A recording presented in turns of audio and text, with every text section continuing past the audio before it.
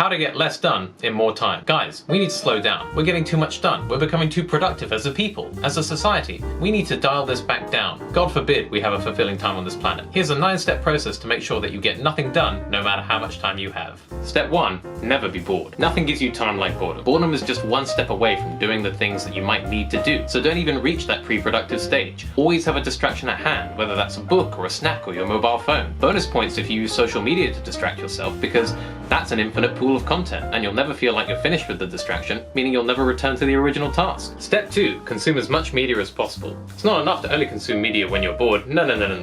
You need to be consuming media all day long, from the moment you wake up to the moment you fall asleep. Remember, every spare second counts, and if you're consuming media, then you won't be doing other things, which will mean that you'll be doing less. Before you know it, you'll be so used to constant input and entertainment of some kind that a few seconds without any music or a fast cut will seem unbearable.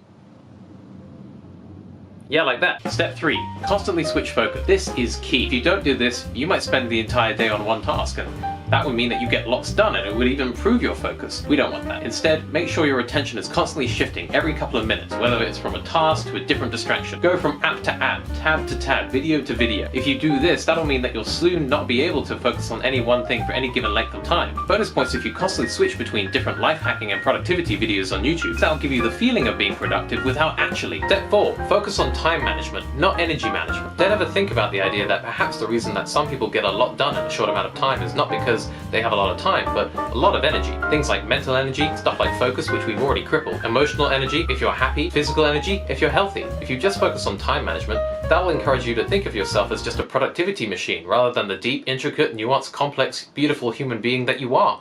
And we don't want that. If you just focus on time management, every time you try and be productive and fail to live up to your standards, you'll feel a little bit guilty. And that will mean that any extra energy you have isn't spent working or doing something useful, but instead feeling bad and stopping you from doing more things. Step 5. Get less sleep than you require. One of the best ways you can wreck your mental, physical and emotional energy is by just not sleeping enough. This works really well with the previous step, because you can tell yourself that by sleeping less, waking up earlier and going to bed later, that you're creating more time for yourself, when in actuality your productivity is going to fall off a cliff and you're going to get Alzheimer's. A great way to do this is to make sure that there's no consistency whatsoever with what time you go to bed and what time you wake up. That will mean that if you ever do want an early night, you won't be able to fall asleep anyway. If you want to take this one step further, maximize screen time before going to bed. This will mean the quality of your sleep is decreased as well as the quantity. Step 6. Have no clear priorities while judging yourself. Make sure to keep your goals and expectations of yourself extremely vague. That means that you'll never be able to reach them no matter how hard you try anyway. You'll feel more guilty, cripple your emotional energy, and then get even less done than you would have otherwise.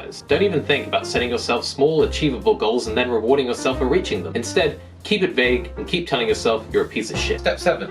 Create a terrible environment. Remember, most of our habits and default actions follow our surrounding. The more cluttered and chaotic you can make your environment, the easier it'll be for you to be distracted whenever you try and do something. Make sure to have tons of distractions within reach. And once you create this perfect storm, never change it. Any sort of novelty might foster some sort of creativity, and that's not what we want. Step 8. Minimize all movement. You gotta be very careful here. If you improve the amount of movement you do on a day-by-day basis, even with a few minutes of walking, that can create a serious positive upward spiral. The less you move, the less fit you'll be, the less energy you'll have, and the less you'll do in any amount of time. Step 9. Believe that you can never change. All the progress you've made so far would only be temporary if you thought that you could easily reverse it, which you can, but let's not focus on that right now. Compare yourself with the best of the best and how people portray themselves on social media, and not with what you personally can achieve. That'll discourage you from actually making any changes if you feel so inclined, and further remove the idea that the possibility even exists in the first place. Never realize that a single change can create a positive feedback loop, and suddenly you could be doing a lot in a lot less time. You have my guarantee. If you follow these 9 steps, you'll get almost nothing done no matter how much time you have. You'll distract yourself into oblivion, always living at a certain surface level of consciousness, never having to face the increasing meaninglessness and innocuous nature of your existence,